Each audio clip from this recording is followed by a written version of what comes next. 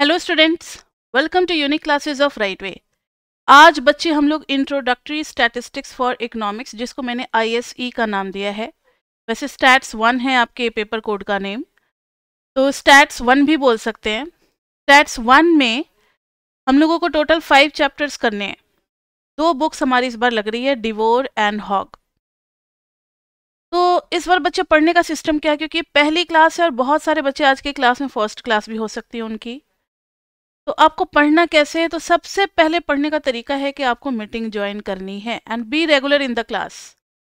और आपको नोटबुक लेना और साथ के साथ ही नोट्स भी बनाने हैं, क्योंकि अब हमारे पास टाइम है नहीं। हमारा एग्जाम जस्ट मार्च में ही है, बहुत कम टाइम मिला इस बार, क्योंकि आप लोग कोरोना अफेक्टेड बैच हो और सिस्टम में आने में DO को काफ़ी टाइम लग गया। तो आपको सिर्फ 2.5 से 3 महीने ही मिल रहे हैं।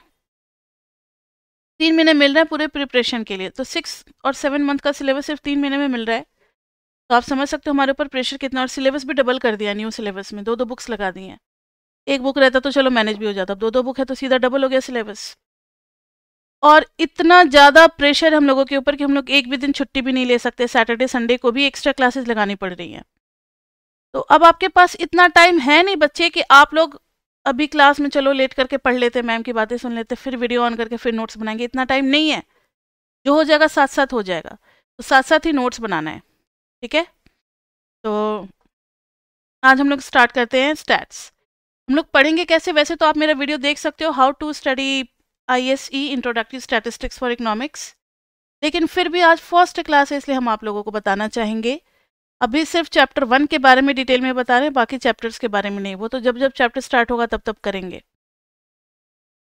आज बच्चे हमारी क्लास 1 है, चैप्टर 1 के हिसाब से। ये जो आपकी बुक लगी ना डिवोर, ये इंजीनियरिंग वाले बच्चों के लिए बुक है। और डिवोर बुक जो है, पहले ही बार में किसी बच्चे को डिवोर पढ़ा देना ये बेटर नहीं माना जाता है, क्योंकि डिवोर बुक जो है वो अप्लाइड स्टैटिस्टिक्स का पार्ट है। इसके पहले कुछ स्टैटिस्टिक्स के होते हैं बेसिक टॉपिक्स, वो डिवोर में बहुत ज़्यादा कवर नहीं किया है, लेकिन हम लोग करेंगे बच्चे। इन्होंने कोई भी चीज़ कहीं भी यूज़ कर दिया, स्क्यूनेस यूज़ कर दिया, क्योंकि इन लोगों को पता है कि डिवोर बुक उन्हीं बच्चों को पढ़ाई जाती है जो पहले बेसिक स्टैटिस्टिक्स किए होते हैं। आप लोगों का नहीं है, इसलिए कुछ टॉपिक्स हैं बेसिक्स के जो कि हम आपको अच्छे तरीके से डिटेल में कराएंगे। मुझे पता है कि कितना पढ़ाना है, क्या पढ़ाना है। बहुत ज़्यादा बेसिक्स नहीं कराएंगे, लेकिन इतना ज़रूर कराएंगे कि आपका स्टैट्स, इकोनोमेट्रिक्स, जहाँ जहाँ जो जो स्टैट्स की ज़रूरत पड़ेगी, आपको सारी प्रॉपर्टीज़ और सारे टॉपिक्स आपको पता होंगे। ठीक है, तो देखो चैप्टर 1 का टॉपिक अभी हम आपको बता रहे हैं जो हम लोग कवर करेंगे।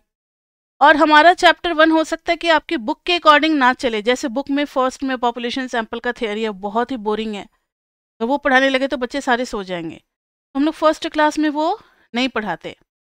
तो देखो, और लेकिन at the end of chapter 1 आपका पूरा बुक कवर हो चुका होगा। बुक में जितनी भी बातें हैं चैप्टर 1 में सारा कवर हो चुका होगा। हम लोग किस ऑर्डर में टॉपिक पढ़ेंगे, जरा वो ऑर्डर एक बार आप लिख लो। आप इसको बेसिक्स का भी नाम दे सकते हो, जिसमें हम लोग पढ़ेंगे मीन, मीडियन, मोड। ये आपने पहले भी पढ़ा होगा, लेकिन कुछ प्रॉपर्टीज के साथ मीन, मीडियन, मोड पढ़ेंगे हम लोग। कुछ छोटे मोटे क्वेश्चंस देखते हुए आगे बढ़ेंगे। उसके बाद से हम लोग पढ़ेंगे मेजर्स ऑफ डिस्पर्शन। इसमें भी जो प्रॉपर्टीज है ना, उससे आते हैं पेपर में क्वेश्चन, और ये आपकी डिवोर बुक में भी है। मेजर्स ऑफ डिस्पर्शन, और इसको हम लोग मेजर्स ऑफ लोकेशन भी बोलते हैं। Measures of location. तो हम लोग पहले मीन, मीडियन, मोड कंप्लीट करेंगे, उसके बाद से मेजर्स ऑफ डिस्पर्शन कंप्लीट करेंगे, फिर स्क्यूनेस, मोमेंट एंड कर्टोसिस करेंगे। स्क्यूनेस, मोमेंट एंड कर्टोसिस करेंगे। उसके बाद से फिर आपके डिवोर बुक से टॉपिक लेना शुरू कर देंगे। फिर हम लोग पॉपुलेशन एंड सैंपल के बारे में पढ़ेंगे, जो कि आपके बुक का होगा चैप्टर 1.1, पॉपुलेशन एंड सैंपल। फिर 5th में हम लोग करेंगे stem and leaf display. Stem and leaf display, ये आपके रीडिंग में साफ साफ लिखा हुआ है कि कोई क्वेश्चन नहीं आएगा स्टेम एंड लीफ डिस्प्ले पे, लेकिन आपको पता होना चाहिए स्टेम एंड लीफ डिस्प्ले तो आइडिया तो होना चाहिए, इसके लिए हम लोग इस टॉपिक को कवर करेंगे। बॉक्स प्लॉट, हिस्टोग्राम, ये 3 टेक्निक हमें चैप्टर 1 में पढ़ने हैं जो इस बार हमारे कोर्स में लगा है। Same and leaf display interesting है, बॉक्स प्लॉट भी बढ़िया है, मजा आएगा, हिस्टोग्राम भी अच्छा है। उसके बाद से पढ़ेंगे हम लोग ट्रिम्ड मीन। ट्रिम्ड मीन, इतने के साथ हमारा चैप्टर 1 कंप्लीट होगा। तो ये आपको देखने में भले ही ये लग रहा होगा मीन मीडियन मोड, लेकिन ये दो से 3 क्लास ले लेता है, एटलीस्ट 2 क्लासेस तो ले ही लेता है।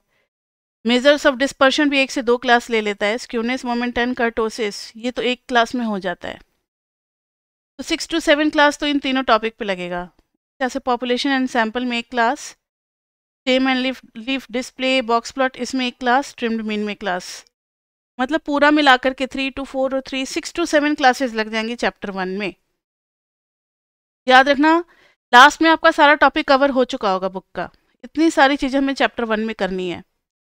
तो सबसे पहला आज हम लोग स्टार्ट करेंगे एवरेज से मेजर्स ऑफ लोकेशन, पहला topic mean, median and mode. करें स्टार्ट। तो पहला हेडिंग देना एवरेजेस। हालांकि आप लोग पहले पढ़ चुके हो, इसलिए बहुत ज़्यादा डिटेल में नहीं जाएंगे, जितना जरूरी है उतना ही हम लोग पढ़ेंगे। एवरेजेस के लिए सबसे पहले हमें डेटा के बारे में जानना पड़ेगा। डेटा, कोई बता सकता है कि व्हाट इज डेटा?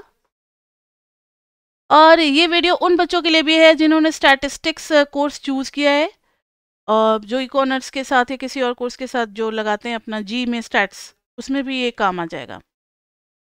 बच्चे डेटा के बारे में कोई मुझे बताएगा व्हाट इज डेटा?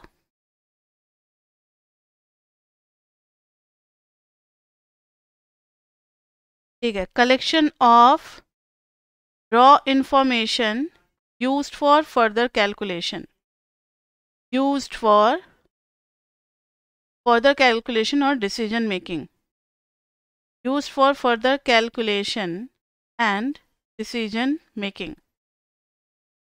जैसे मैंने आपको बच्चे कहा कि आप डी का एवरेज हाइट निकाल लो, डी का एवरेज हाइट निकाल लो, तो आप क्या कलेक्ट करोगे? डी के बच्चों का लिस्ट नेम होगा और सबका हाइट होगा। तो you have just only the raw data, आपने उस पर कोई कैलकुलेशन नहीं की है, आपने सिर्फ बच्चों का लिस्ट बना दिया 1 से लेकर के 1000 तक और सबकी हाइट लिख दी। That is only raw information. Yes, stats में भी रॉ और कुक्ड वर्ड यूज किए जाते हैं, सिर्फ खाने पकाने के लिए नहीं यूज होता, डेटा में भी यूज करते हैं। जिस पे कोई कैलकुलेशन नहीं हुआ that is called raw information. अब अगर मैंने सबको एवरेज करके नंबर से डिवाइड कर दिया, मतलब सम करके नंबर से डिवाइड कर दिया, एवरेज निकाल दिया, that is called cooked information. तो ये हो गया डेटा। सिंगल होता है तो हम उसको क्या बोलते हैं? डेटम। सिंगल होता है तो datum. This datum is incorrect, ऐसे वर्ड हम लोग यूज करते हैं। कोई अगर एक डेटा गलत है तो उसको कहते हैं datum is incorrect.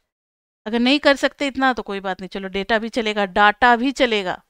Most of the people are saying data, लेकिन डेटा बोलते हैं। ये हो गया डेटा हमारा।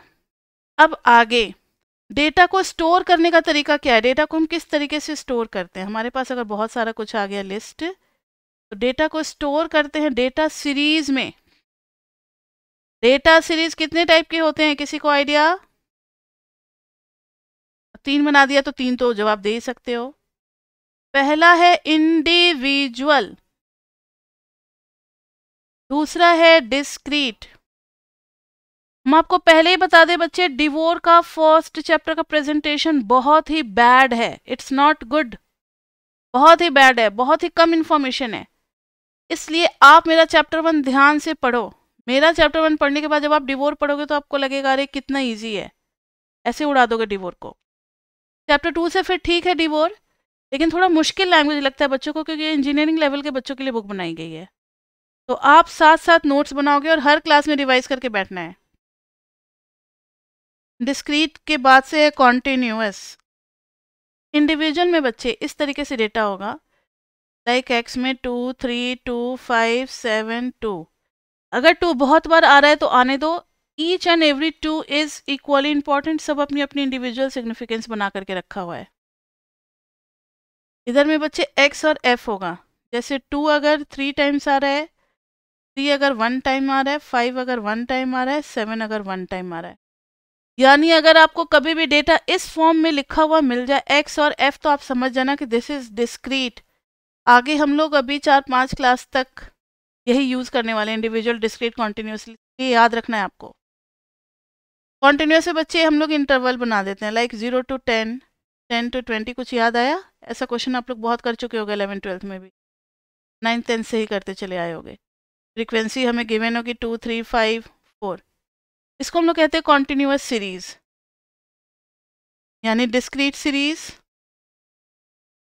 Individual series. तो data series is the way of handling a large volume of data.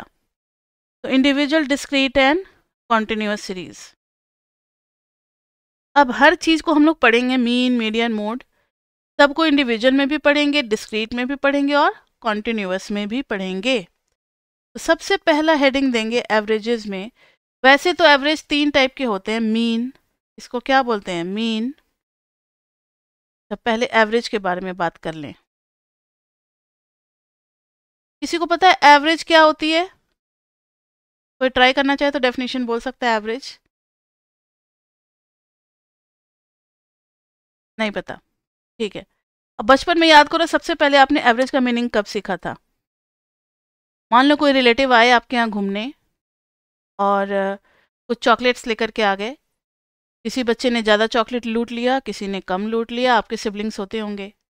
तब में फिर हो गई लड़ाई। फिर मम्मी के पास कंप्लेन किया, मम्मी मम्मी मम्मी, भैया ने मेरे से 2 ज़्यादा ले लिया, छोटी वाली ने मेरे से 5 ज़्यादा ले लिया, मुझे कुछ नहीं मिला। फिर मम्मा लोग क्या करती थी? सबको बुलाती थी, कान पकड़ती थी, सबके चॉकलेट्स ले लेती थी, काउंट कर लेती थी कितने चॉकलेट्स है, और तीनों में इक्वली डिवाइड कर देती थी। 3 इसलिए बोला क्योंकि मेरे 2 सिबलिंग्स हैं, तो including me, we were 3 brothers and sister, इसलिए भैया और छोटी बहन। तो एवरेज में जो है सारे नंबर को ऐड करके, और मम्मी अगर उतनी पढ़ी लिखी नहीं, उन्हें नहीं पता है कि वो क्या करें एवरेज, लेकिन उनके दिमाग में फिट है कि सबको इक्वल डिस्ट्रीब्यूशन करना है। तो एवरेज, वॉइस नहीं आ रही है मेरी? और भी बच्चे कैसे अगर कुछ बच्चे को वॉइस नहीं आ रही है, इफ, तो फिर स्क्रीन पे देख ही रहे होंगे, if I am not Audible rejoin. ये मैंने पहले भी बोला हुआ है, कभी कभी नेटवर्क में लाइव क्लासेस में ये प्रॉब्लम हो जाती है, तो आप रीजॉइन कर लिया करें बच्चे, क्योंकि ये सबके साथ प्रॉब्लम नहीं है। नाउ सी एवरेज, एवरेज में बता रहे थे तो सबको इक्वल डिस्ट्रीब्यूशन देना है। तो एवरेज में सीधा total sum of all the observation by number of observation. तो बचपन में भी आप लोग पढ़ते रहे होंगे एवरेज, तो अनजाने में भी लोग एवरेज का यूज करते हैं, उसी को फिर मैथमेटिकल फॉर्म भी दिया गया। तो एवरेज जो है वो एक सिंगल वैल्यू है which represents the whole data. अब मान लो कि इंडियन प्राइम मिनिस्टर ने यूएसए के साथ कोई पैक्ट या ट्रीटी को साइन किया, अगले दिन न्यूज़पेपर में आ गया, India has signed this treaty with USA not to use nuclear weapon. अब बड़ा सरप्राइज होते हैं हम लोग, अरे मुझसे तो किसी ने पूछा ही नहीं है, मैं भी तो इंडियन हूँ, पूरे इंडिया को कैसे इसमें मतलब सम्मिलित कर लिया, पूरे इंडिया को कैसे कंसीडर कर लिया। तो प्राइम मिनिस्टर एक सिंगल पर्सन है, पूरे इंडिया को वही रिप्रेजेंट करता है। वो जहाँ साइन करेगा इंडिया साइन करेगा, अगर वो किसी के साथ मिसबिहेव करेगा तो इंडिया मिसबिहेव करेगा, वो अगर सबका दिल जीतेगा तो इंडिया सबका दिल जीतेगा। Single man is representing the whole community. वैसे ही डेटा में बहुत सारे ऑब्जर्वेशन होते हैं, वहां पर एक सिंगल ऑब्जर्वेशन होगा जो सबको रिप्रेजेंट कर रहा होगा, दैट इज कॉल्ड एवरेज। तो एवरेज की डेफिनेशन भी इसी तरीके से बनती है बच्चे। क्या लिखेंगे? A single value. कोई रीजॉइन का रिक्वेस्ट नहीं आया बच्चे का? यस बच्चे, तो आपका प्रॉब्लम सॉल्व हो गया जिनको आवाज नहीं आ रही थी? ठीक है। A single data which represents a single data which represents whole data is called average। Average का यूज़ कंपैरिजन के लिए भी आता है। मान लो अगर मैंने एवरेज सैलरी इंडिया की निकाल ली, एवरेज सैलरी यूएसए की निकाल ली, इंडिया का एवरेज सैलरी यूएसए के एवरेज सैलरी से ज़्यादा आ गया, तो हम कहेंगे India is more developed than USA. अब ये नहीं कि इंडिया का एक गरीब आदमी का सैलरी ले लिया और यूएसए का एक मिलियनर का सैलरी ले लिया और खुश हो रहे हैं अपने आप में, कह रहे यूएसए आगे, अपने आप में सड़ते जा रहे हैं। हो सकता है कि एवरेज सैलरी निकालें तो इंडिया आगे निकल जाए। तो मोस्ट ऑफ द टाइम पूरे एक एक चीज़ को हम कंपेयर नहीं कर सकते, एक इसका एक इसका एक इसका एक इसका नहीं कर सकते। एवरेज निकाल करके फिर कंपैरिजन की जाती है। एवरेज का ये यूज़ हो गया। अब कितने टाइप्स ऑफ एवरेजेस होते हैं? Types of averages. बच्चे पढ़ना है हमें मीन, दूसरा है मीडियन। मीन के लिए हम लोग एक्स बार यूज़ करते हैं, मीडियन के लिए एम ई यूज़ करते हैं, या फिर एक्स टिल्डे भी यूज़ करते हैं। डिवोर बुक में एक्स टिल्डे यानी वेव लाइक साइन को टिल्डे बोलते हैं। थर्ड इज मोड, मोड को हम लोग एम ओ से रिप्रेजेंट करते हैं। फोर्थ इज ज्योमेट्रिक मीन, ये आपके कोर्स में नहीं है, अभी नहीं पढ़ना है, लेकिन एमएमई में एक छोटा सा एग्जाम्पल होगा इसके फर्स्ट चैप्टर में। Geometric mean, harmonic mean. Geometric mean को हम लोग जी डॉट एम डॉट करेंगे, हार्मोनिक मीन के लिए एच डॉट एम डॉट करेंगे। But this time in statistics we don't have to read about this two averages. तो सबसे पहला स्टार्ट करते हैं हम लोग मीन। ठीक है, मीन अब स्टार्ट करते हैं। अब हमारा टॉपिक, मेन टॉपिक स्टार्ट हो गया। मीन को बच्चे 3 टाइप के सीरीज में पढ़ेंगे, इंडिविजुअल, डिस्क्रीट, कॉन्टिन्यूअस। इंडिविजुअल में कितने मेथड हमें पढ़ने हैं? 2 मेथड पढ़ने हैं। पहला है डायरेक्ट मेथड, दूसरा है shortcut method. Direct method, shortcut method. Discrete में है डायरेक्ट मेथड, दूसरा है शॉर्टकट मेथड। कॉन्टिन्यूअस में बच्चे 3 हैं, डायरेक्ट मेथड, शॉर्टकट मेथड, तीसरा है कौन सा? Step deviation method. शॉर्टकट को बच्चे हम एज्यूम्ड मीन भी जानते हैं, एज्यूम्ड मीन मेथड। ये हो गया एज्यूम्ड मीन मेथड, ये हो गया एज्यूम्ड मीन मेथड। और बच्चे स्टैट्स की क्लास में आपको कैलकुलेटर लेकर के भी बैठना है। एग्जाम में कैलकुलेटर अलाउड होता है, सिंपल वाला, साइंटिफिक नहीं यूज़ कर सकते। सिंपल वाला जिसमें अंडर रूट का होगा ऑप्शन, वो वाला आप परचेज करना। अभी फ़िलहाल अगर आपके पास कैलकुलेटर नहीं है तो मोबाइल में भी आप यूज़ कर सकते हो। तो इंडिविजुअल में चलो हम लोग देखते हैं, स्टार्ट करते हैं करना। इंडिविजुअल में हमें मेथड सीखना है। डेटा किसी भी टाइप का एग्जाम में आ सकता है। पहला डायरेक्ट मेथड,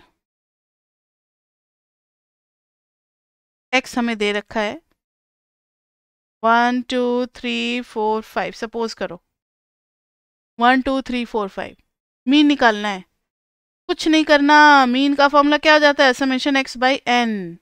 और जो भी इंपॉर्टेंट फॉर्मूला होगा, ये मेरी हैबिट है कि उसको बॉक्स में बंद करके और येलो या ब्लू कलर से इनको शेड कर देते हैं, ताकि आप जब पेज पलट रहे हो तो आपका नज़र सिर्फ इस फॉर्मूले पे जाए तो भी काम चल जाए, जब टाइम कम होता है। तो मीन इज इक्वल टू आ गया, समेशन एक्स इज 15, देखो ना 5 4 9 3 12 2 14 1 15, 15 बाई 5 डैट इज 3। मीन आ गई वैल्यू 3। तो ये हो गया डायरेक्ट। डायरेक्ट में कोई चेंज नहीं करते, डेटा में जो जैसे है वैसे ही यूज होगा, that's why it is called direct method. दूसरा है शॉर्टकट। शॉर्टकट, शॉर्टकट मेथड आपको सीखना है। यहाँ देखो एक्स जैसे मैंने ले लिया 1 2 3 4 5। इसमें कहोगे मैम शॉर्टकट में ज़्यादा टाइम लग जा रहा है, तो आप 101 102 103 104 105 ले लो। अब आप x माइनस ए, जिसको हम लोग एक डेविएशन कहते हैं, क्या कहते हैं? Deviation. And a is called assumed mean. Assumed mean, अभी आप डेटा में से किसी एक सिंगल वैल्यू को भी ले सकते हो या कोई बाहर से भी वैल्यू आप अपनी मर्जी का ले सकते हो। अभी जो हमारे पास दिख रहा है 101, 2, 3, 4, 5, लगभग लगभग मिडिल वाली वैल्यू लेने की कोशिश करते हैं। मिडिल में कौन सा दिख रहा है? तो जनरली आपको यही कहा जाता है कि आप 103 वाले को ही लेकर के कर लो। वैसे तो आप 110, 120 किसी के साथ, 90 के साथ, 80 के साथ, किसी के भी साथ कर सकते हो, 100 के साथ भी कर सकते हो, क्योंकि लास्ट में फिर वो आ ही जाएगा हमारे डेटा में ना जब हम ऐड करेंगे। डी निकालो अभी, deviation 101 minus 103, this is a. तो ये आ जाएगा -2, 102 माइनस 103 -1, फिर ये आ जाएगा 0, 104 minus 103 1, 105 minus 103 that is 2। Summation करेंगे, ये आ गया 0। Summation D is equal to 0। अब देखो इसका फॉर्मूला कैसे तैयार होता है। Mean is equal to, statistics का रूल है, अगर आपने अपने कैलकुलेशन को इजी बनाने के लिए अगर कोई एक कांस्टेंट हर डेटा में से सब्ट्रैक्ट किया है तो लास्ट में उसको ऐड करना पड़ेगा। लास्ट में उसको क्या करना पड़ेगा? ऐड करना पड़ेगा। अगर आपने किसी चीज़ से डिवाइड किया है तो फिर लास्ट में आपको क्या करना पड़ेगा? मल्टीप्लाई करना पड़ेगा। समझ में आ रही है बात? तो यहाँ पर अब यस, हेलो, ठीक है।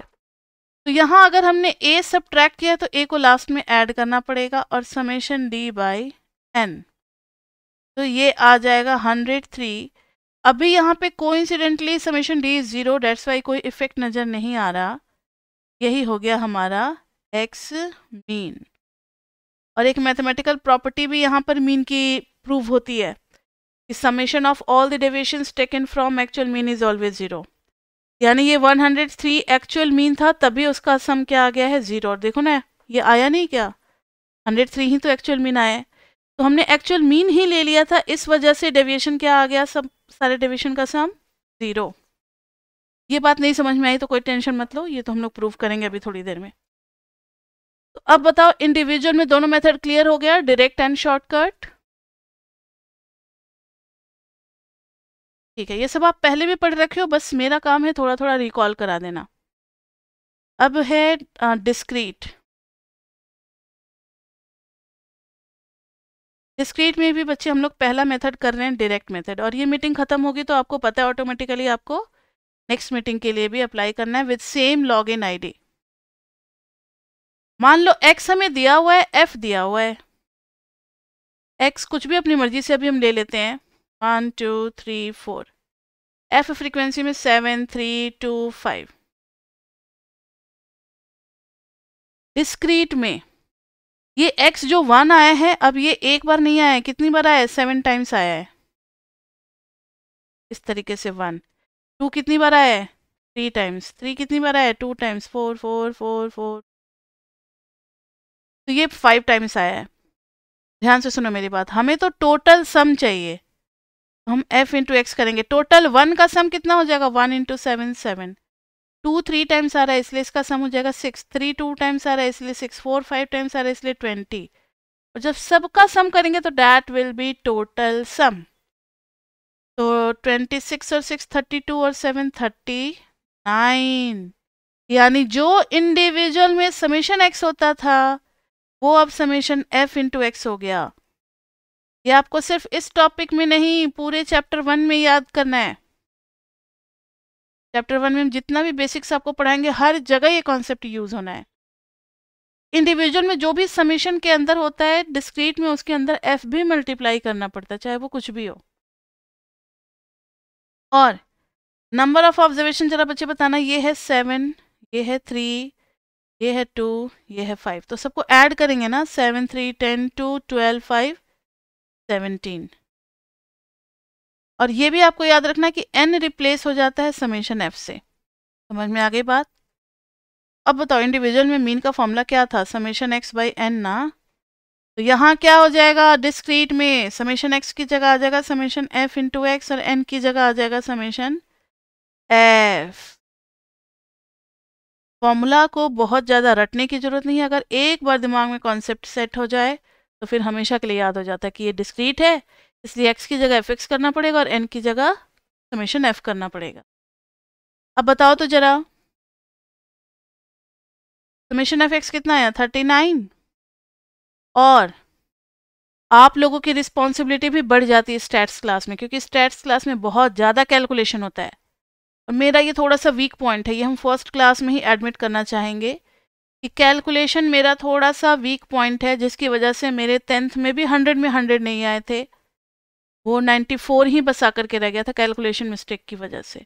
बहुत ज़्यादा एक्साइटेड हो गए कि मुझे पूरा पेपर आता है, एंड आई वाज लाइक, जब पेज चेंज किया मैंने, ABCDE हम लोग का ICSE में बैंकिंग का क्वेश्चन आता था जिसमें 5 पार्ट होते थे, तो मैंने AB कर लिया, बड़ा खुश हो गए। अब C में डिजिट ही गलत कॉपी कर दिया खुशी के मारे, अब मेरा CDE तीनों पार्ट गलत हो गए, मेरे चले गए 6 मार्क्स।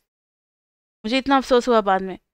तो इसलिए जब आपको पता है कि मेरा छोटा मोटा कैलकुलेशन में थोड़ा सा वीक पार्ट है, वैसे अब तो हम इम्प्रूव करने की हमेशा कोशिश करते हैं, लेकिन हम उससे टेंशन फ्री होना चाहते हैं, तो आपको कैलकुलेशन चेक करते रहना है।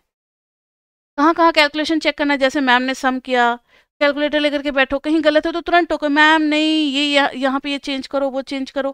कैलकुलेशन पार्ट आप अपना चेक करते रहो, ठीक है? और इससे आपका इंटरेस्ट भी बना रहेगा क्लास में। कैलकुलेशन चेक करना आपकी रिस्पॉन्सिबिलिटी है, याद रखना, क्लास में लाइव सेशन में बैठे हो तो। अभी मैंने सही ऐड किया है ना, अभी तो बहुत कम डेटा है तो सही है। 6 6 12 7 19, ठीक है, 39 और ये हो गया 17। अब आप कैलकुलेटर से कर लो, 32.3, ठीक है, ये मीन आ गई हमारी 2.3, तो डायरेक्ट मेथड हो गया। अब है शॉर्ट कट। शॉर्टकट, इसी क्वेश्चन को हम शॉर्टकट से भी कर सकते हैं।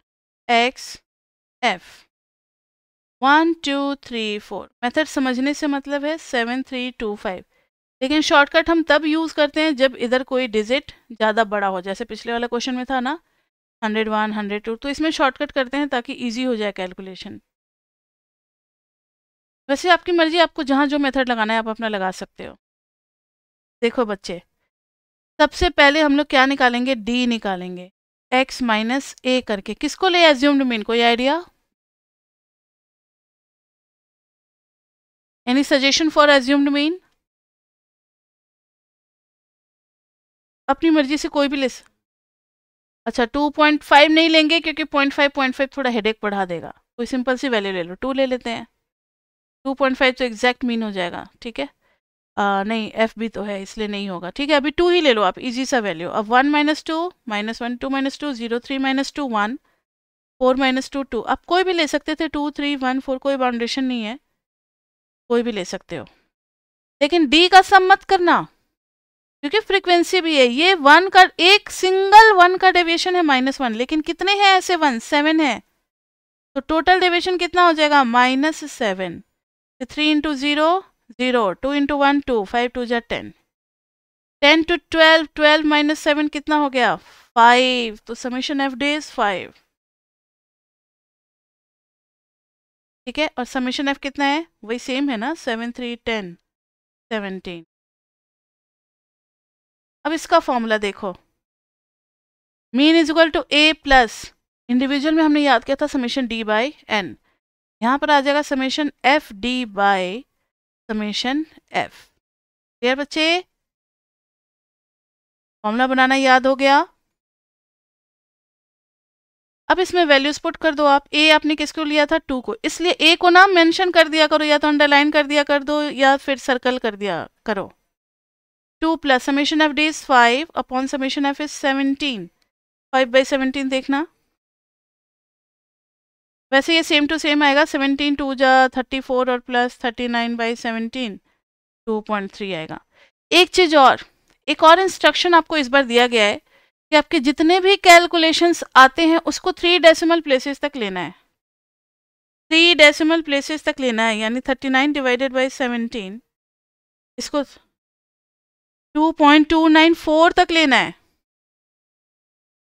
देखो ये आपका आया था 2.29411, 1176 3 प्लेसेस तक लेना है, यानी 2.294 मैंने क्यों नहीं लिखा, 411, ठीक है, 3 प्लेसेस तक लेना है। तो 294, क्योंकि 4 के बाद जो है वैल्यू वो काफ़ी छोटी है, 5 से छोटी वैल्यू है, 4 से छोटी वैल्यू है, इसलिए 294 ही रहेगा। तो ये वैल्यू हमें यूज़ करना है, ठीक है। इन्होंने कहा हुआ है, हमें इंस्ट्रक्शन दिया हुआ है, आप जब पढ़ोगे ना रीडिंग का फर्स्ट 3 पेजेस, तो आपको सारे इंस्ट्रक्शंस पता लग जाएंगे। तो हमें कैलकुलेशन में डेसिमल के 3 प्लेसेस तक करना है। क्लियर बच्चे? तो ये मीन में अभी 2 हुए हैं और अभी तीसरा हम लोग करने वाले हैं कॉन्टिन्यूअस सीरीज में।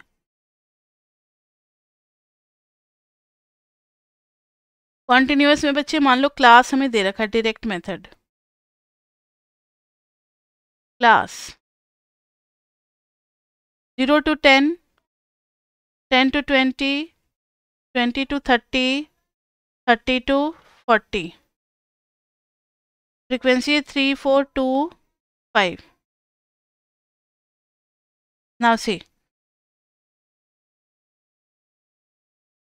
डायरेक्ट मेथड में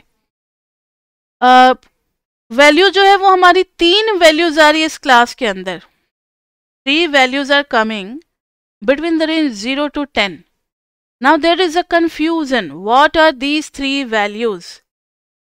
कुछ भी हो सकते हैं वो तीनों वैल्यूज। हो सकता है 2 2 2 ही 3 बार आ गया हो, या फिर 2 3 4 आया हो, या फिर 6 7 8 आया हो, या फिर 9 8 7 आया हो। एनी 3 वैल्यूज आ सकते हैं। अब हमें तो पता ही नहीं है कि कौन सा वैल्यू आया हुआ है, इसलिए x में हम लोग लिख देते हैं मिडिल वैल्यू, यानी लोअर प्लस अपर बाय 2।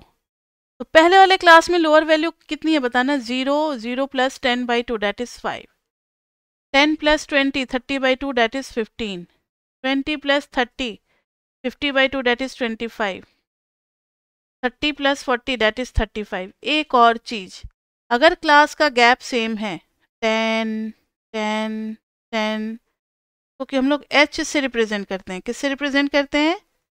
h से। तो बस पहली वैल्यू लिखनी है, उसका से 10 10 10 10 10 10 ऐड करते जाना है, तो भी x मिल जाएगा आपको। क्लियर बच्चे? तो ये बच्चे आ गया हमारा x मिडिल वैल्यू। और मैंने आपको ये बताया, एक बार फिर से सुन लो, अगर गैप सेम है, लोअर और अपर के बीच का गैप अगर सेम है, तो जैसे गैप मैंने निकाला h, किसी बुक में h लिखते हैं, किसी बुक में I लिखते हैं। तो h अगर मैंने लिख दिया 10 10 10, हर क्लास का गैप जो है वो 10 10 का ही है। तो मिडिल वैल्यू में बस पहला मिडिल वैल्यू निकालना और 10 10 ऐड कर देना है। 10 10 ऐड कर दोगे तो आपको मिल जाएगा सारा मिडिल वैल्यू। ठीक है, सारा मिडिल वैल्यू मिल जाएगा। उसके बाद से अब तो आपको पता है, एक बार बस मिडिल वैल्यू मिलने की देरी है, वो x हो गया, f है ही हमारे पास, सब कुछ भूल जाओ। ये हो गया डिस्क्रीट का क्वेश्चन। डिस्क्रीट में डायरेक्ट मेथड में क्या करते हैं, f इंटू एक्स, तो 5 3 जा 15, 15 4 जा 60, ये हो गया 50, 35 5 जा कितना हो गया 175। सबका सम कर दो, कितना हो गया। थोड़ा सा दिमाग को रेस्ट देते हैं और कैलकुलेटर का यूज़ करते हैं। 175 plus 50 plus 60 plus 15 is equal to 300। Summation F कितना आ गया, 5 2 7 7 4 11 11 3 14। तो मीन आ जाएगा summation f x by summation f. Mean is equal to 300 by 14। निकालो तो जरा, 300 divided by 14 is equal to 21 point, answer कितना लिखेंगे 21.42857, तो 429 कर देंगे। समझ में आ गई बात। ये हो गया डायरेक्ट मेथड। शॉर्टकट भी इसी के जैसा है, बस फर्क इतना है कि डिस्क्रीट में x हमें गिवन होता है, कॉन्टिन्यूअस में x हमें निकालना होता है, बस इतना ही फर्क है। बाकी फॉर्मूलाज वगैरह सब कुछ सेम है। हर जगह, सिर्फ यही नहीं, हर टॉपिक में डिस्क्रीट और कॉन्टिन्यूस का फॉर्मूला लगभग लगभग सेम होगा। बस फर्क इतना है कि डिस्क्रीट में x गिवन होता है और कॉन्टिन्यूस में x मिडिल वैल्यू करके हमें निकालना होता है। सेम क्वेश्चन को कर रहे हैं बच्चे, ध्यान देना। मिडिल वैल्यू कितनी आ जाएगी? मिडिल वैल्यू यानी कि x 5 गैप 10 10 10 10 का एक बार चेक कर लो। तो बस 10 ऐड किया, 15 15 10 25 35। अब आप d निकालोगे। d कैसे निकलेगा? x माइनस ए करके। अभी तो जस्ट किया था हमने डिस्क्रीट में ना। किसको लोगे? a। अगर 15 को ले लेते हैं तो 5 minus 15 minus 10, 15 minus 15 0, 25 minus 15 10, 35 minus 15 20। फिर कर लेंगे f into D, minus 30 0 20 100। Add करेंगे, 120 में से 30 गया तो 90। और समेशन f कितना है? 5 2 7 4 11 3 14। मीन का फॉर्मूला क्या हो जाएगा? अभी जस्ट तो बताया था डिस्क्रीट में, a plus summation F D by summation F, याद है ना? तो भी येलो में शेड कर दो। आप भी अपने साथ ना एक कलर पेंसिल, मज़ा भी आएगा थोड़ा, लगेगा जैसे बचपन की दुनिया में चले गए। या फिर लाइट कलर का जो क्रेयॉन होता है सॉफ्ट वाला, कुछ भी लेकर के बैठा करो तो फिर अच्छा हो जाता है, नोट्स सुंदर लगने लगता है। और थोड़ा कलरफुल हो जाता है तो पढ़ने में मज़ा भी आता है, बोरिंग नहीं लगता, एक ही रिदम में बस क्लास हुए चले जा रहा है, वैसा नहीं लगता। कर सकते हो आप लोग भी, ठीक है। तो ये आ गया। अब है आगे mean is equal to a is what? 15। 15 लिया था ना, इसको मार्क किया था हमने। ए 15 plus summation F D is 90, summation F is 14। कितना आया सॉल्व करके?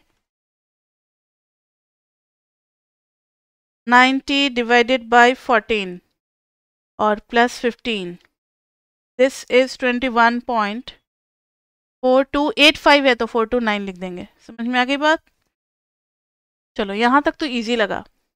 अब तीसरा नया आ रहा है मेथड,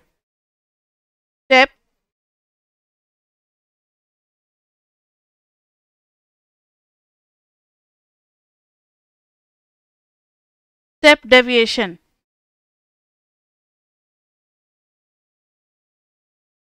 क्लास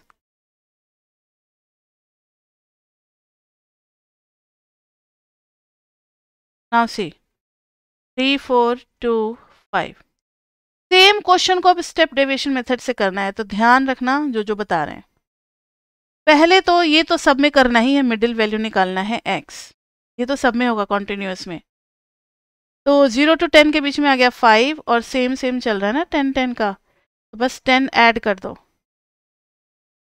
ये आ गया 15 25 35। आ गई वैल्यू x की। अब d निकालेंगे, लेकिन d जब आप x माइनस ए निकालोगे, इसको d डैश कर दो, ये फाइनल डेविएशन ही है। यहाँ पे डेविएशन दो स्टेप में लेंगे। x माइनस ए किसको लोगे? अगर 15 को ले लेते हैं तो ये आ जाएगा 5 minus 15 minus 10, 15 minus 15 0, 25 minus 15 10, 35 minus 50 20। ये सारी वैल्यूज एक कॉमन वैल्यू से डिवाइड हो सकती है, वो है 10। इसलिए हमने इसको d डैश मान करके d निकाला, d dash by h। h क्या थी? Class height, that was 10। हर जगह 10 10 10 10 10 10 का गैप है, तो सबको 10 से डिवाइड करेंगे। -1 0 1 2। अभी आपको मजाक लग रहा होगा कि मैम 10 से डिवाइड करके ही कौन सा बड़ा तीर मार लेंगे। तो बच्चे अभी 10 से आपको ज़्यादा फर्क नजर नहीं आ रहा है, लेकिन कभी तो डेटा हो सकता है 7 से कैंसिल हो जाए सारे और कुछ ईजी सा आ जाए, कभी 11 से कैंसिल हो जाए, कभी 13 से कैंसिल हो जाए, कभी 5 से कैंसिल हो जाए, कभी 3.5 से कैंसिल हो जाए। तो डेटा ईजी बनाने के लिए ये सारे मेथड होते हैं। अब आप सीधा उसका सम तो नहीं निकाल सकते, क्योंकि आपके पास f भी है, तो आपको f से मल्टीप्लाई भी करना पड़ेगा। f इंटू डी करोगे बच्चे तो 3 इंटू -1 कितना आ गया? -3। 4 और 0 को मल्टीप्लाई करो 0, 2 और 1 को करोगे 2, 5 और 2 को करोगे 10, सबका सम करेंगे 12 minus 3 9। This is summation F D. Summation F कितना है? 43729 14। अब यहाँ पे फॉर्मूला को जरा ध्यान देना है। मीन इज इक्वल टू, देखो कुछ हमने सब्ट्रैक्ट किया था तो लास्ट में ऐड तो करेंगे भाई, रूल ऑफ स्टैटिस्टिक्स कहता है मैथमेटिक्स कि आप ऐसे ही किसी भी डेटा से कोई चीज़ माइनस करके छोटा नहीं बना सकते, जो उसका वैल्यू है वो वैल्यू तो मेंटेन करना पड़ेगा। ए प्लस आ गया, summation F D by summation F तो करना ही पड़ेगा, लेकिन लेकिन लेकिन आपने डी निकालते वक्त किसी से डिवाइड भी किया था, तो डिवाइड करके भी तो आप स्केलिंग फैक्टर कर रहे हो, उसको छोटा बना रहे हो, तो फिर उसका एडवर्स इफेक्ट, फिर एक बार अगर वैल्यू को छोटा कर दिया फिर बड़ा कर दोगे, बड़ा नहीं करोगे क्या? नहीं तो फिर अपनी इंपॉर्टेंस ही खो देगा डेटा। तो उस चीज से हमें मल्टीप्लाई करना है, लेकिन सिर्फ इस वाले टर्म में, क्योंकि a was not divided with h, a पहले ही निकल गया था डिवाइड होने से पहले, इसलिए a में मल्टीप्लाई करने की जरूरत नहीं है, सिर्फ d कंटेनिंग टर्म में h से मल्टीप्लाई होता है। समझ में आया फॉर्मूला लॉजिक? ये हो गया हमारा स्टेप डेविएशन का फॉर्मूला, जो कि 9th 10th में इन सब में बड़ा गंदा लगता था। तो मीन आ जाएगा a कितना है 15 प्लस समेशन एफ डी हो गया 9 बाई समेशन एफ हो गया 14 into h is 10, 15 plus 90 by 14, I think same result आ रहा है, देखो तो सेम आ रहा है, तो 21.429 मीन की वैल्यू आ गई।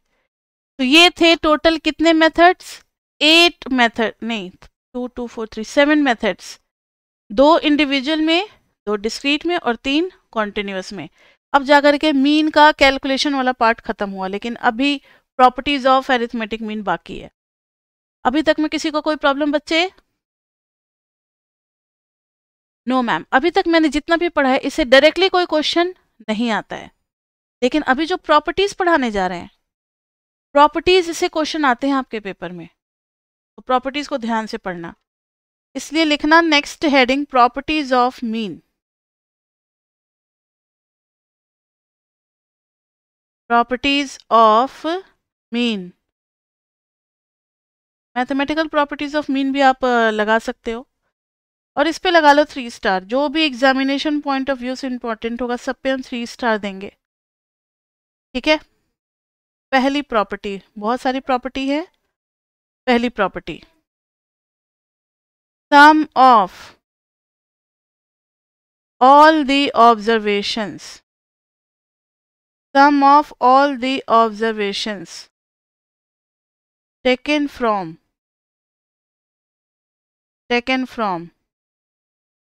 actual mean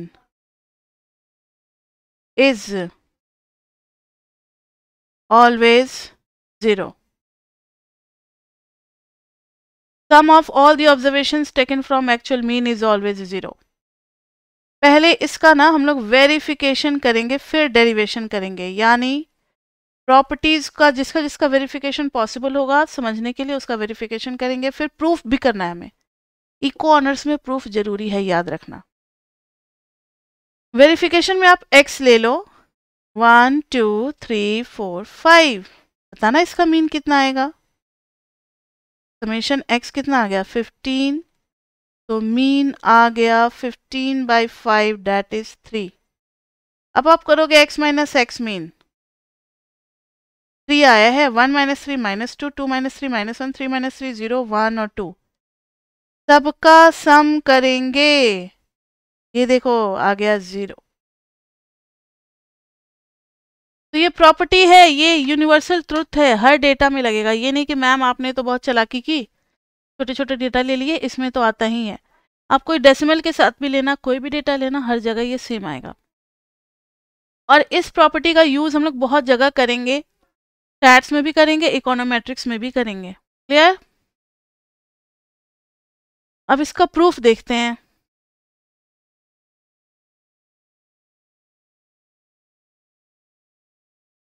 हमें प्रूव करना है, to prove summation of x minus x mean is equal to 0। Summation लगाएंगे x minus x mean is equal to 0। Summation के ना कुछ रूल्स होते हैं, rules. Summation x minus summation mean, एक मिनट, इज इक्वल टू 0 हम ले करके थोड़ी चलेंगे, हमें तो शो करना है। अब देखो, समेशन अगर cx है तो c बाहर आ जाएगा, समेशन x, और समेशन अगर खाली कांस्टेंट है तो कांस्टेंट के साथ n लग जाएगा। और आपको बता दें कि समेशन ऑफ मीन अगर आ गया तो मीन के साथ भी n लग जाएगा, समेशन स्टैंडर्ड डिवीजन आ जाएगा तो स्टैंडर्ड डिवीजन के साथ भी n लग जाएगा। यानी मीन और स्टैंडर्ड डिवीजन दो चीजों को कांस्टेंट माना जाता है। कांस्टेंट इसलिए क्योंकि जो डेटा हमें प्रोवाइडेड है उसका मीन तो फिक्स रहेगा ना, वो चेंज होने वाला नहीं है, इसलिए मीन को हम लोग कांस्टेंट मानते हैं। और कांस्टेंट का सम क्या हो जाता है, कांस्टेंट। तो summation x minus mean into n। अब आपने मीन इज इक्वल टू क्या पढ़ा हुआ है, समेशन x बाई n। तो summation x is equal to क्या हो जाएगा, n इंटू मीन। तो यहाँ पर समेशन x की जगह डाल देंगे n into mean minus this, ये कट गया, आ गया 0। प्रूव हो गया, सो सिंपल। ठीक है, ये आता है पेपर में, इसलिए इसका प्रूफ आप अच्छे से प्रैक्टिस कर लेना। फर्स्ट प्रॉपर्टी हो गई, right down property 2। Sum of square of all the deviations taken from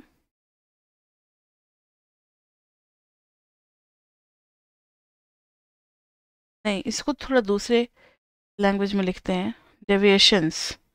some of square of all the deviations is minimum, language थोड़ा सा बदल लो, if deviations are taken from actual mean, if deviations are taken from actual mean. Now see,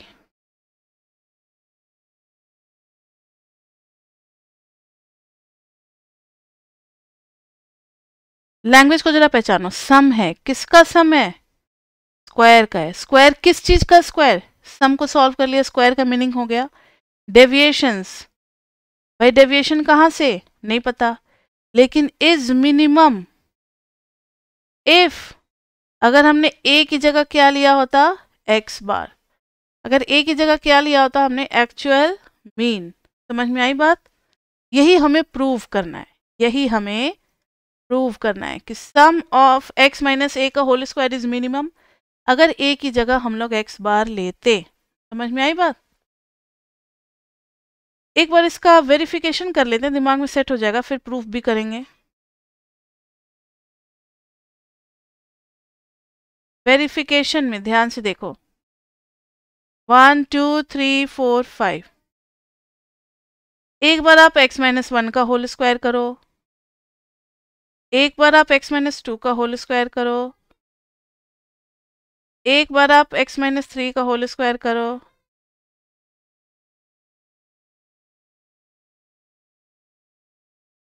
x minus 5 का whole square करें।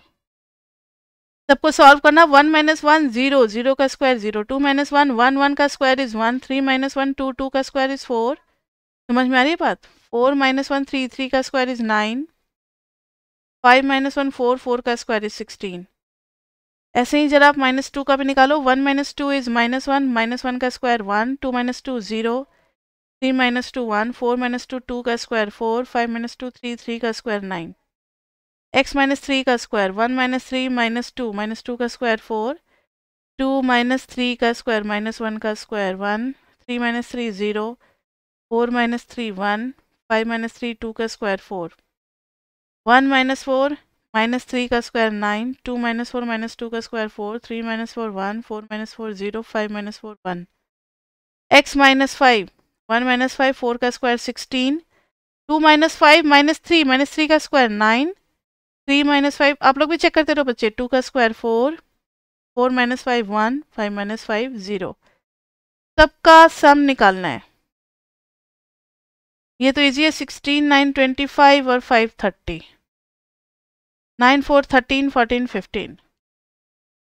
4 4 8 9 10। 9 4 13 14 15। 16 9 25 और 5 मिलाकर के 30। इसमें से बताना मिनिमम कौन सी वैल्यू है।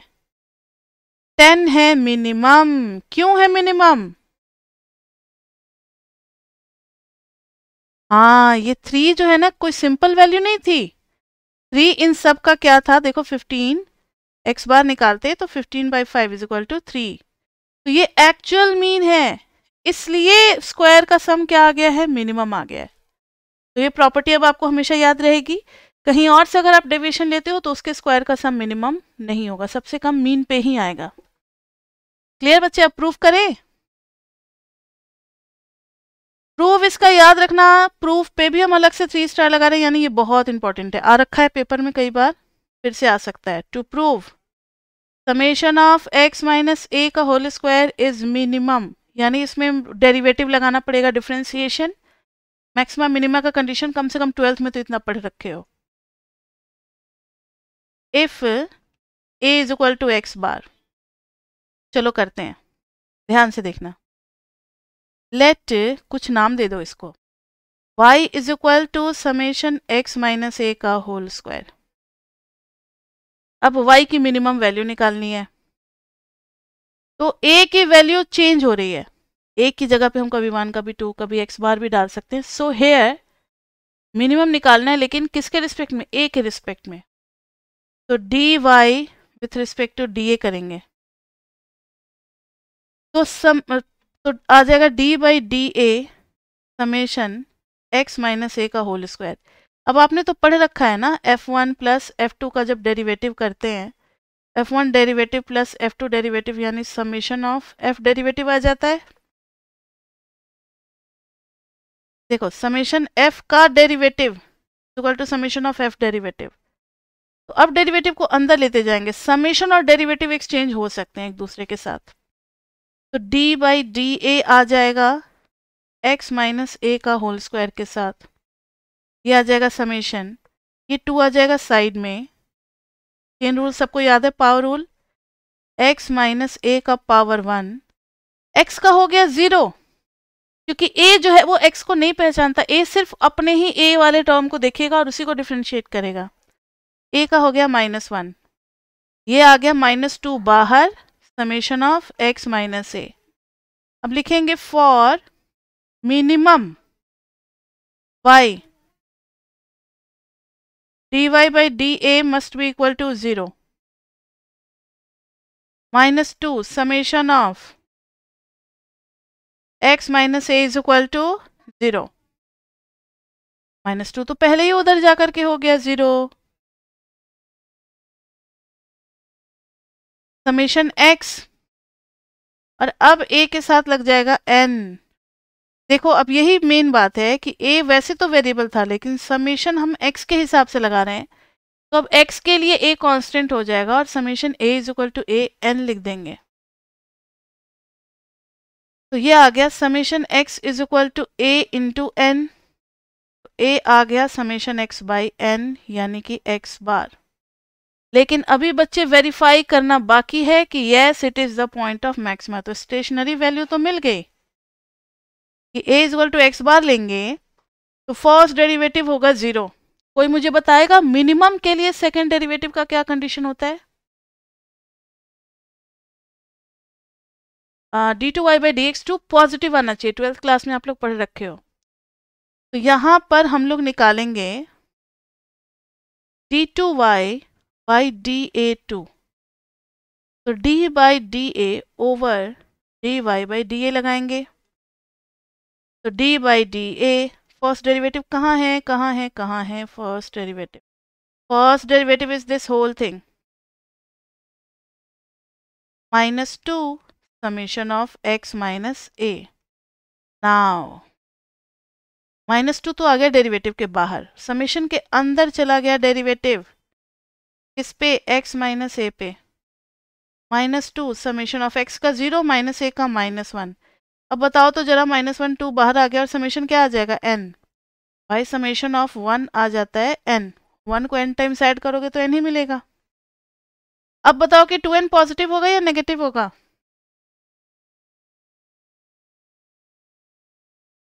2n पॉजिटिव होगा। क्यों, क्योंकि n is number of observation, ये पॉजिटिव होगा। और सेकेंड डेरिवेटिव अगर positive, so case of minima, so case of minima, hence a is equal to x bar gives us the minimum y।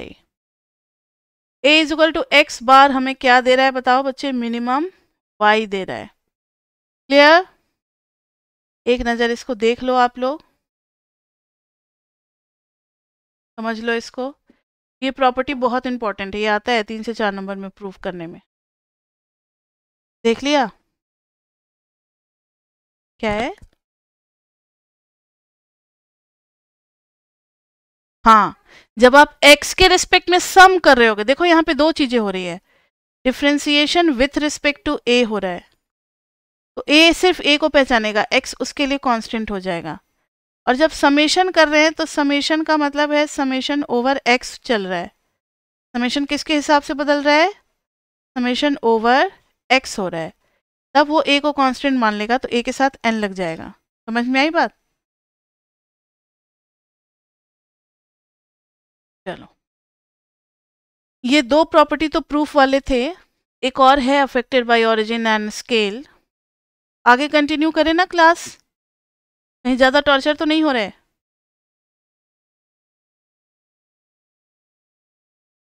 ठीक है, तो प्रॉपर्टी थर्ड लिखना, combined mean.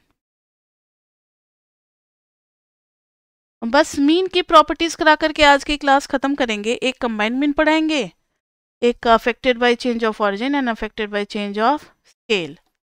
ये दो बातें बस पढ़ानी है, ठीक है, हो जाएगा खत्म। 10 मिनट और। कंबाइंड मीन, देखो बच्चे दो ग्रुप हमें दे रखा है, इसका x1 बार है, इसका n1 है। इस ग्रुप में x2 बार है और n2 है, दोनों को मिला करके एक तीसरा ग्रुप बना दिया। इसका नंबर ऑफ ऑब्जर्वेशन तो हो जाएगा n1 n2, लेकिन कंबाइंड मीन क्या होगा, तो ध्यान से सुनो। x1 bar is equal to summation x1 by n1, तो समेशन x1 पहले वाले सीरीज का सम आ जाएगा n1 इंटू x1 बार, इधर आ जाएगा x2 bar is equal to summation x2 upon n2, तो summation x2 is equal to n2 into x2 bar. अब पहले वाले का जो टोटल सम आ गया, दूसरे वाले का टोटल सम आ गया, जब सारे डेटा को मिक्सअप करेंगे तो इन्हीं दोनों का टोटल सम क्या हो जाएगा, पूरे का टोटल सम। मान लो इसमें 5 ऑब्जर्वेशन, इसमें 10 हैं, तो इधर 15 हो गए, उस 15 का टोटल सम हो जाएगा दिस प्लस दिस, क्योंकि ये सेकंड का टोटल सम है, ये फर्स्ट का टोटल सम है।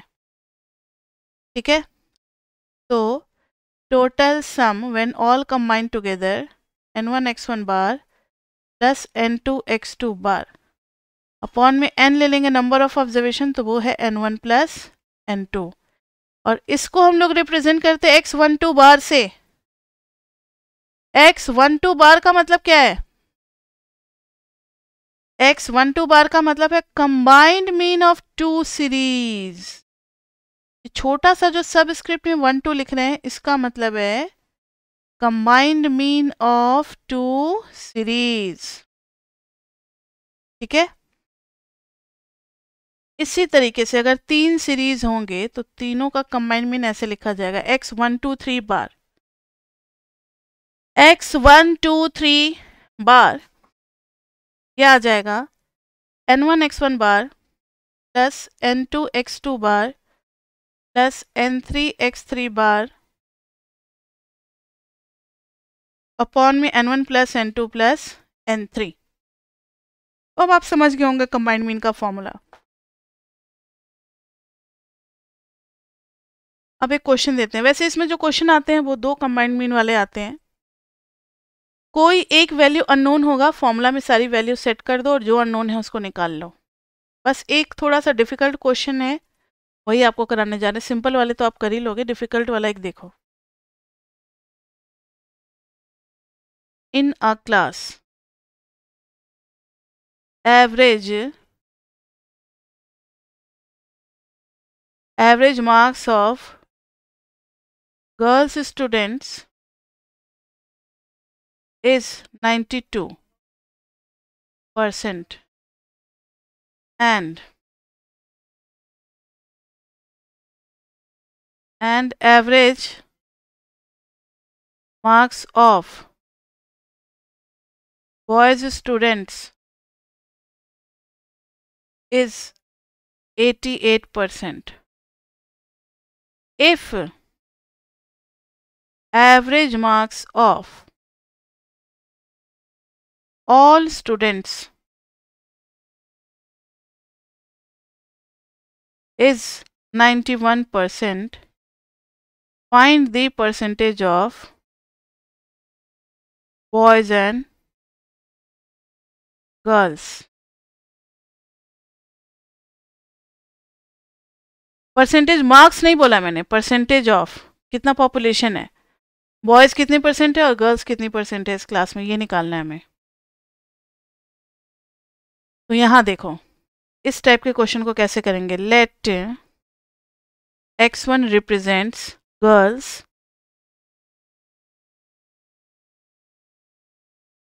And x2 represent boys, then x1 represents girls and x2 represents boys, then x1 बार हमें दे रखा है कितना 92, x2 बार हमें दे रखा है कितना 88, और ये जो दिया हुआ 91%, ये कोई मुझे बताएगा ये क्या गिवन है।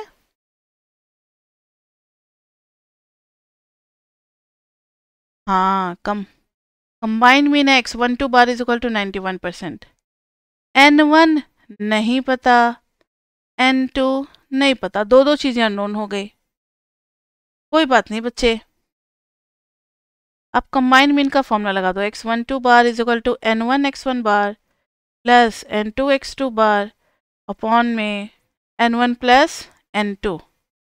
x12 बार कितना हो गया 91 is equal to n1 x1 bar n1 92 n2 x2 bar 82 upon में आ जाएगा n1 प्लस n2। इधर आ जाएगा 91 n1 plus 91 n2 is equal to 92 n1 plus 88 n2। किधर है n2 ज़्यादा, लेफ्ट हैंड साइड पे, तो 91 में से 88 n2 जाएगा तो कितना बचेगा 3 n2, 92 में से n1 जाएगा तो n1 इज इक्वल टू आ गया 3 n2, एक रिलेशनशिप आ गया। अब परसेंटेज ऑफ n1 यानी कि गर्ल्स का परसेंटेज निकाल रहे हैं, n1 bye n1 plus n2 into 100 हो जाएगा। n1 हो गया, n1 की जगह पे 3 n2 प्लस n2 इंटू 100, ये हो गया n1 बाई 4 n2 इंटू 100। क्या कर दिया मैंने, कुछ तो गलत किया है।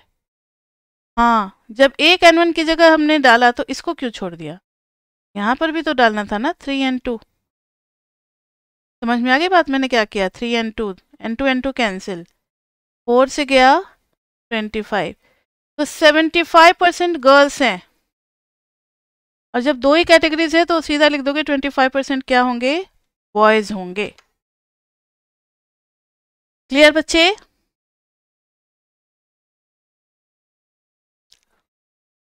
ये हो गया। अब एक मैथमेटिकल प्रॉपर्टीज रहती है, मुझे नहीं लगता है कि आज उसको करा पाएंगे, उसको नेक्स्ट क्लास में ही लेंगे क्योंकि बहुत ज़्यादा हो गया आज के लिए। क्लास 2 में देखो पहले ही लिख देते टॉपिक कि हम लोग करेंगे क्या। चैप्टर 1 पहले तो ये प्रॉपर्टी नंबर हम लोग कौन सा करेंगे 4, इसका मीन का। उसके बाद से मीडियन करेंगे, मीडियन के साथ क्वार्टाइल्स होगा, डिसाइल्स होगा, परसेंटाइल्स होगा, फिर उसके बाद से मोड होगा। इतना ही हो जाए नेक्स्ट क्लास में, वही बहुत है। ठीक है, उसके बाद से फिर नेक्स्ट क्लास में हम लोग डिस्पर्शन लेंगे। तो इतने टॉपिक के साथ बच्चे हम लोग मिलते हैं नेक्स्ट क्लास में। तब तक के लिए बाय बाय बाय बाय। और मेरा इंस्ट्रक्शन जरूर याद रखना, नोट्स साथ का साथ बनाते चलो, टाइम बहुत बचेगा।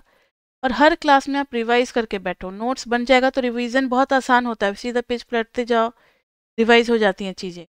तो हमेशा रिवाइज करके ही क्लास में बैठो।